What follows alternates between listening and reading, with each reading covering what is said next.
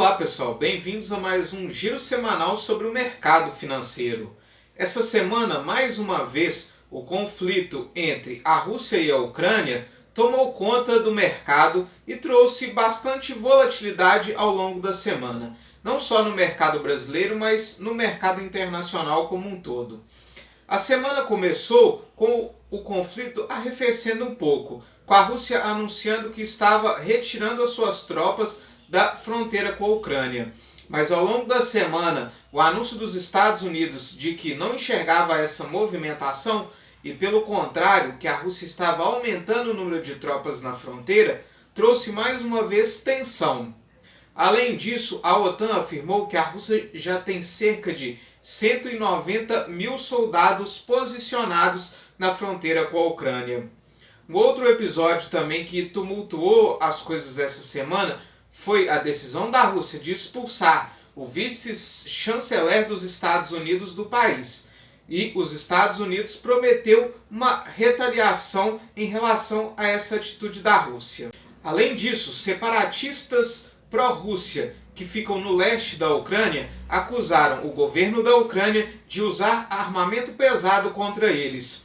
O governo da Ucrânia devolveu a acusação, falando que são esses separatistas que estão usando esse tipo de armamento para forçar uma invasão da Rússia. Fato é que isso tem trazido grande volatilidade para o mercado ao longo dessa semana.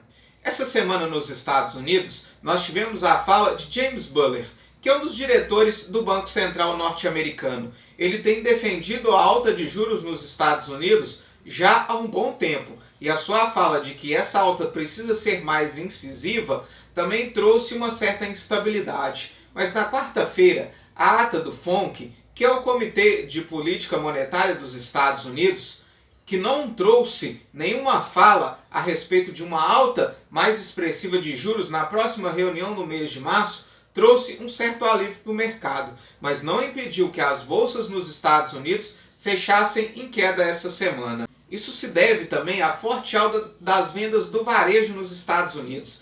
Elas tiveram uma alta de 3,8%, quando era esperado uma alta só de 2%.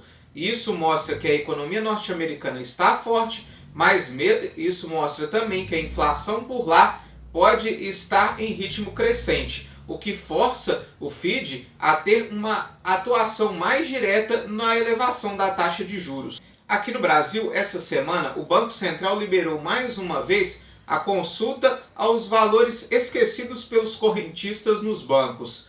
E apesar da forte procura por esse serviço, vale lembrar que o valor médio que está para ser devolvido aos correntistas, ele é bem baixo. Falando agora do nosso Ibovespa, ele fechou essa semana com uma queda de 0,67%, acompanhando os mercados internacionais. Favoreceu também a queda do Ibovespa a queda das commodities. O minério de ferro caiu cerca de 10% essa semana, com a tonelada cotada a 131 dólares. Isso se deve principalmente à atuação da China em cima dos trades, dos comerciantes de minério de ferro da China.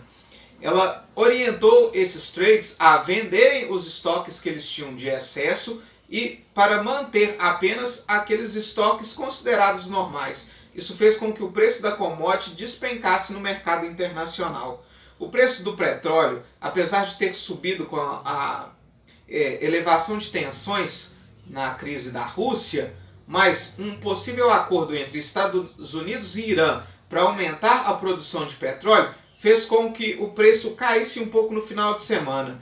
O barril de petróleo teve uma queda de 0,88%, com o barril Brent, que é referência para a Petrobras, cotado aos 93 dólares e 61 centavos. Num movimento que é pouco comum no mercado financeiro, o dólar também caiu essa semana, mas caiu bem mais forte do que a bolsa. O dólar caiu 2,22% e encerra essa semana cotado aos R$ 5,14. Essa queda do dólar se deve à entrada do capital estrangeiro no Brasil, que no início da semana veio procurando uma bolsa de valores mais barata, mas que com a volatilidade que se instalou ao longo da semana, passou a também investir na renda fixa, que está mais atrativa com os juros mais altos. Esse investimento em renda fixa fez com que os juros futuros, o DI para janeiro de 23, acomodasse um pouco. Ele teve uma leve queda essa semana de 0,07% e encerra a semana cotado a 12,36%. Já a carteira de títulos públicos se beneficiou desse movimento e teve uma pequena alta. O IMA geral teve uma alta de 0,27% e já acumula nesse mês de fevereiro uma alta de 0,51%. Enquanto isso, os pré-fixados subiram 0,3% e acumulam uma alta de 0,4% nesse mês de fevereiro. Já lá fora, todas as bolsas fecharam em queda.